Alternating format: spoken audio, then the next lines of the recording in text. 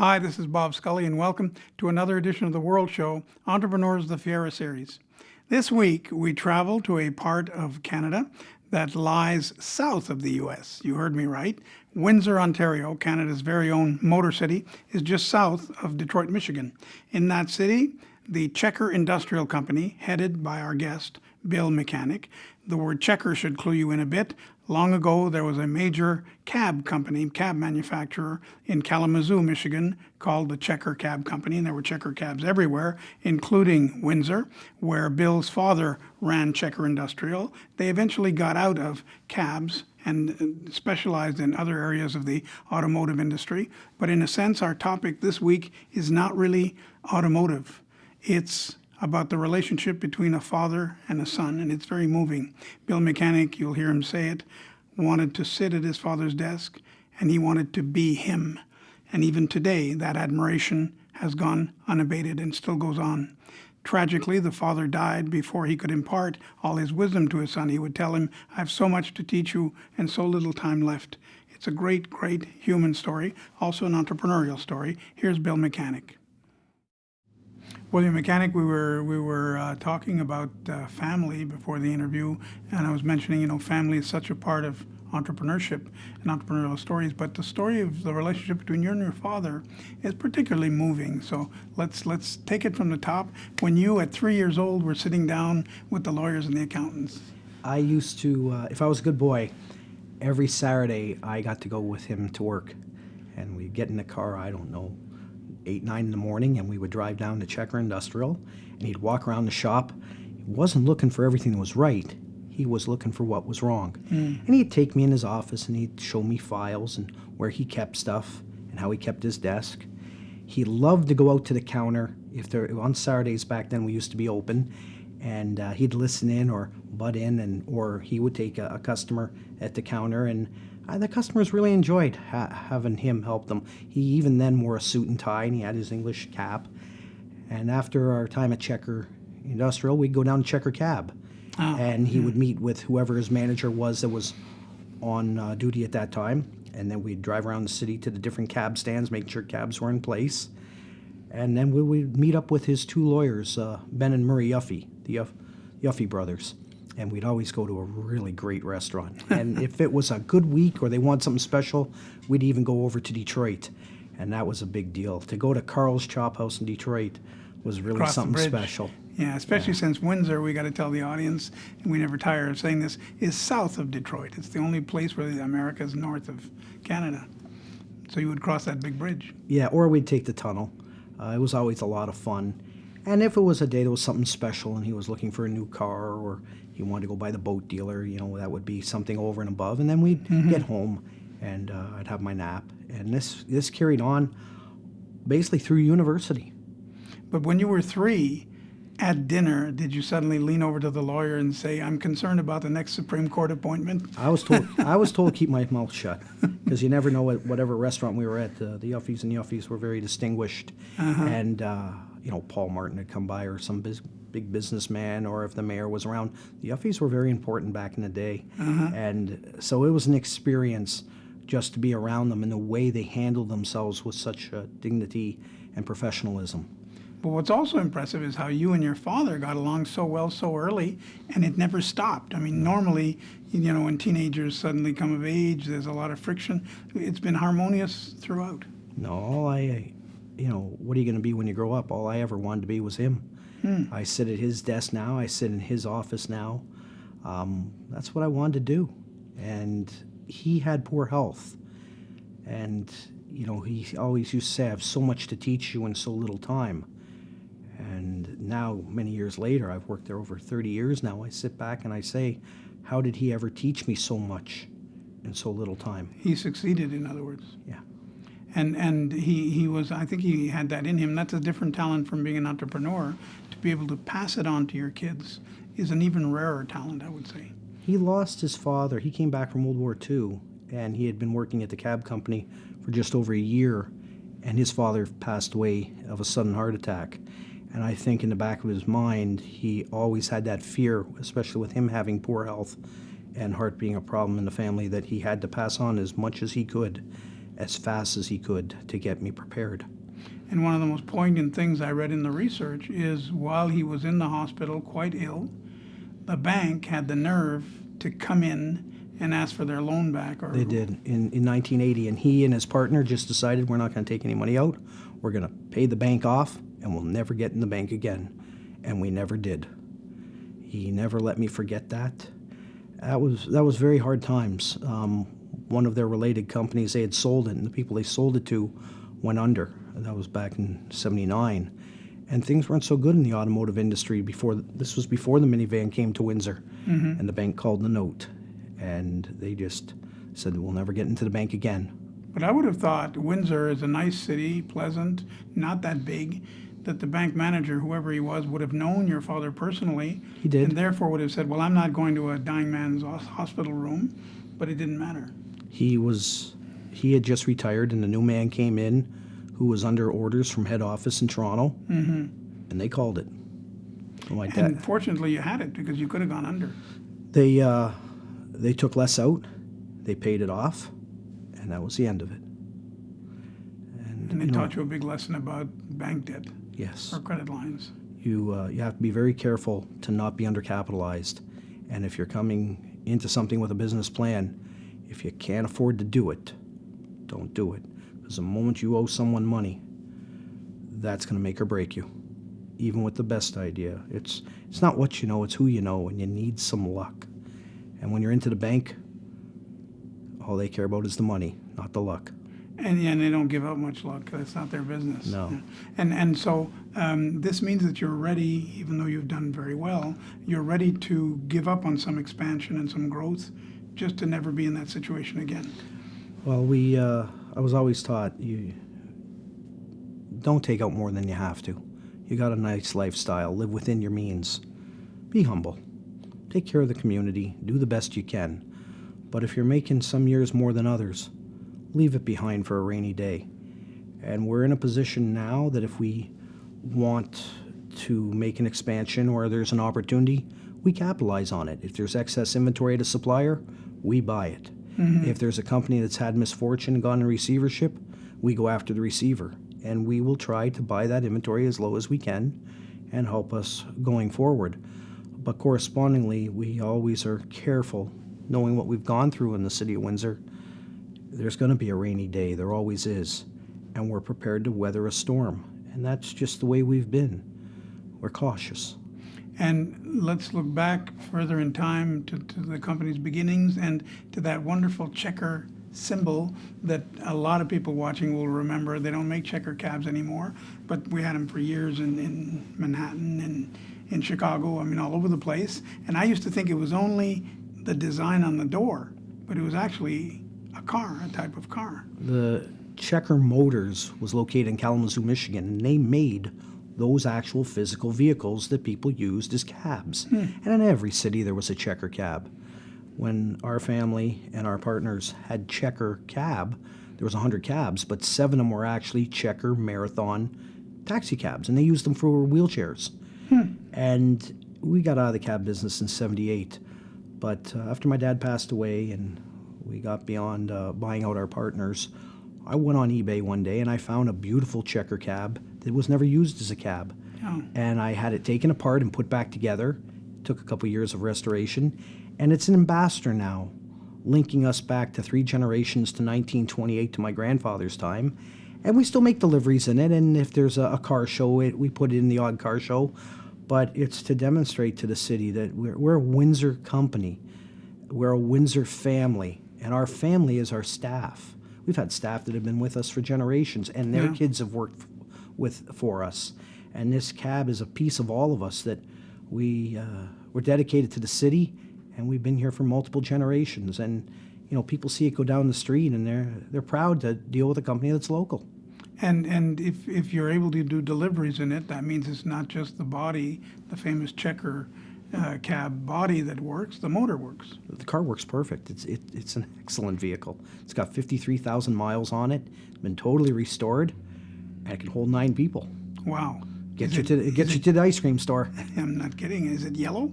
It's green. Those are green. our company colors are green, and when we had the cabs, they were green, and it's authentic to how my dad had the cabs. He and his partners, there was a green cab and had checkers down the side, and it said Checker Cab. And now it says Checker Industrial. And at 100 cabs, that must have been the biggest, if not the only, cab company in Windsor. There was another major cab company, a veteran cab, and they're the ones that still are around today. I always upset my dad and his partners that the veterans, because my dad was in World War II, the veterans worked for Checker Cab. But when people called for a cab, they thought they were supporting the veterans, calling veteran cab. It's just one of those things. Cab company was a hard business. Yeah, you got out of it. That too that was your father's decision. Yeah. Why though? Because you could have had both going. It was good to have the automotive part, but you didn't have to get out of cabs, or did you? There was a company who wanted to purchase them, and my dad and his partner were a little older. His partner I refer to were the Banks family. Mal Banks was partners with my grandfather. He was then, after my grandfather passed away, partners with my dad. And, then when he passed away, when Mal passed away, his son Tom came into the fold. And it was time, Tom and my dad didn't want to be in it anymore, and the industrial company was doing very well. So the cab company was 7 days a week, 24 hours a day. Of course, yeah. And they had the opportunity to get out. And the industrial business was 5 days a week, 8 hours a day. Funny, it's always open, all hours a day. So I guess we're still 7 days a week, 24 hours a day. Now, yeah. Yeah. But still, though, I can see where the cab is a little bit of a rat race, where there's always something going on, there's problems and so on. I assume also, I don't know, that the drivers work with hack numbers. Did they have to buy a permit? The company owned the permits, and the permits were very valuable. They got into the industrial business because the cabs had tires. And this industrial company was available for sale, and my dad purchased it. And with it came some staff, and a couple of the staff remained with him for years. One of them became his partner, Ron Atkinson. He was a wonderful partner. My dad attributes a lot of the company's success and growth to Ron. And when the time came, my father and I bought out Ron and his son, and we kept on going. And half a year after my father and I purchased the company from the other portion from our partners, my dad passed away. He had set me up with our number one manager, became vice president, Ken Morris, and he brought in an accountant who also became a vice president. His name was Jerry Tracy, and he has moved on to become a broker for RBC, but he still sits on the board, and he still double checks all the accounting.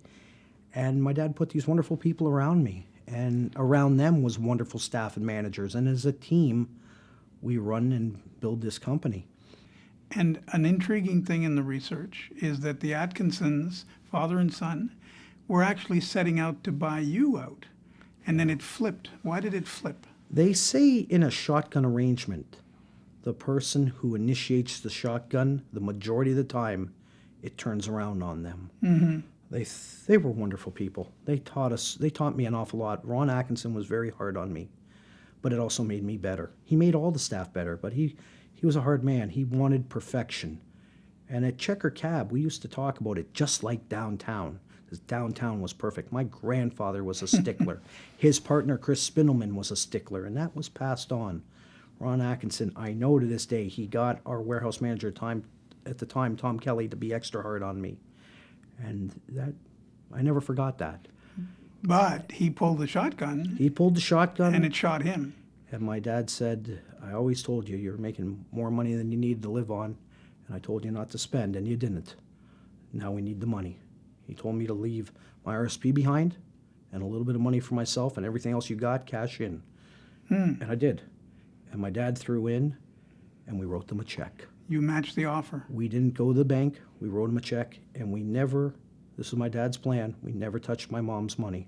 If it ever became a problem and things didn't work out, we always had my mom to fall back on. We had a safety net. And to this day, we still operate with a safety net in place, because you never know what tomorrow will bring. And did their face, Atkinson father and son, fall? Did their jaw drop when you showed up with the check? They were upset. Ron and my dad were friends, very good friends. It was hard for my dad to do it because Ron meant so much to him. And Ron, I really think he thought he made a good offer. and was trying to do better for us, but He didn't expect. He expected to win. He didn't expect it, and he was a good man. We've moved on. The company has done very well, but it was a nervous time when our biggest supplier has in their agreement, as you as a distributor, the Parker Hannifin Corporation, upon sale, you lose your distributorship. Even if we're selling amongst partners, you're losing the line. And their head man came down from Toronto, and he met with my father and myself and Ken Morris, our vice president, and he said, I'm going to kick tires, and I'm going to give you 3 months. Pretty nervous when you're just throwing everything you have in. Because that would have destroyed the business. And the salesman at the time, his name was Ron Novak for Parker Hannifin. He was an older gentleman. He was Rotarian. My dad was Rotarian, and I hope I get this right. He said to my dad, he didn't say it to me. He said, no, he said it to me. He said, you tell your dad this. This was after the meeting with the head man from Parker for Canada. His name was Bob Ballin. He said, you tell your dad it'll be 5 by 5. I didn't know what that was. Sounds so like I the went Freemasons. home and yeah, it was Masons. That's what it was. Oh, was it? Yeah, It Masons, sounds like them. Rotarians. You got to be a Mason to become a Rotarian, or you got to be a Shriner to become a Mason. Who knows? And I told that to my dad, and I said, Dad, what does it mean? And he said, it's going to be okay. And it was okay. I'm going to use that. 5 for 5? 5 by 5. 5 by 5? Okay, I'll use that. Just as my grandfather passed away when my dad got back from war and started managing the cab company, 6 months after the buyout, my dad passed away. The night before, I went to the hospital to see him, and he was supposed to come home that next day. And he said to me, what were the sales? And I told him. He was happy. What's the accounts receivable? And I told him, and he was happy. He was happy. He knew as a father, he got me into a safe position. He put wonderful people around me. Our major supplier, which was critical to us, was in place. Everything was good. That then makes you a lucky man. And then he passed away. And now myself and the managers we had to deal with the economy. And the economy was okay. And things were good. And then 2008 came. Devastating to Windsor. Yes. Absolutely devastating. Yes. We went from our best to our worst. We had acquired a couple companies along the way that we purchased, another industrial supply company. One of our competitors got into financial difficulty, and we bought his assets, and staff came and worked for us. And then Industrial Installation Company for pipe fitting and tubing installations, they got into financial trouble. Again, these are undercapitalized companies, and we went into receiver and bought the whole thing. And it added to what we did. As a Parker Hannifin distributor, we can't sell outside of our territory. So we have to come with a bigger bucket. Our salesmen need more items to sell to that group of customers. The truck's going there anyways. So instead of just being some hydraulic fittings or a pump or a valve or a V-belt or some hose, now it's a urinal puck and a ladder and a toolbox. But when '08 hit, that's what allowed you to buy these people because they were in trouble. They got in trouble. But you didn't think you'd get in trouble. You didn't think '08 would hurt you. How come? They got in trouble in 2001, 2003, 2004. 2005 and 6 and 7, everything's great. We have a bigger bucket. We have more products. We have more salesmen on the road. We have bigger staff. We got up to 81 staff. And then 08 hit. We had 40 pipe fitters. When it all settled out, we were down to 1 pipe fitter. Phew. It hurt. You still managed not to go back to the bank? Never. The money was in place. We always left it behind. We could weather the storm. But 2008 was so bad that we had to cut our staff down from 81 to 36. We went to 4 days a week. The staff also took a 10% pay cut, no bonuses, and I had to shut my pay off. I didn't draw anything. And along the way, one of my best friends was an outside salesman for us. He was a fabulous salesman. But we always told him, you can't have all your sales, the majority of your sales in one account. And he had an account he did great at. He sold them lots of stuff. He was there all the time. They closed. We couldn't afford to keep him. So that cut your legs off. He was a very valuable man, and we had to let him go. He was one of my best friends, and he's never spoke to me since. And now that automotive has come back as a whole, and you're still in Motor City, I assume things are looking up. Windsor's a great place. I love living there. Last year was our best year ever. Our staff stuck behind us. Things have been good the past few years. We try our very best for them. I'm so happy for them and happy for me and everything we've gone through. We stuck through it. We put all these pieces together, and things are good. Okay, well, William Mechanic, once again, I have to tell you what I told you before the interview. You are so aptly named for the career you've chosen. Long life to you, to Checkers, and to Windsor and Detroit. Thank you. Bill Mechanic, and now here's something else coming up on the World Show. What are we looking at behind me is actually my village where I was actually born some 50-odd years ago.